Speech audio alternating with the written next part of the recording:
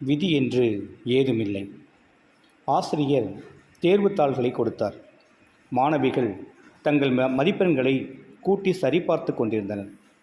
சுந்தரியின் முகம் வாடியது. அதை வனிதாவும் கவனிக்கவே செய்தார்.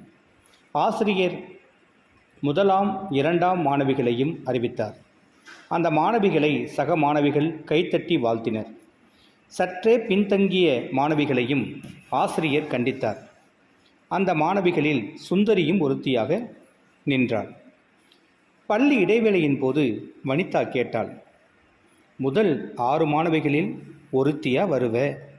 புகழ் வரிசை அட்டவணையிலும் உன்னுடைய பெயர் இடம்பெறும். போன தடவை அதை விட்டு வெளியேறின. இந்த முறை 10வது மாணவியா வந்திருக்கே என்றாள். அதற்கு சுந்தரி, எல்லாம் விதிப்படித்தான் நடக்கும் என்றாள். வனிதா அவளை முறைத்தாள். ஏன் விதியோட பேரை சொல்லி தப்பிக்க பார்க்கிற? ஒழுங்கா படிக்கிற வேலையை பாரு. அடுத்த முறை நல்ல மதிப்பெண் வாங்குவ, புகழ் வரிசைக்குள்ளேயும் இடம்பெறுவ என்றாள். சுந்தரி யோசித்தாள். நன்றாக படித்தாள். அடுத்த தேர்வில் 5ஆம் மாணவியாக வந்து புகழ் வரிசையிலையும் இடம்பெற்றாள்.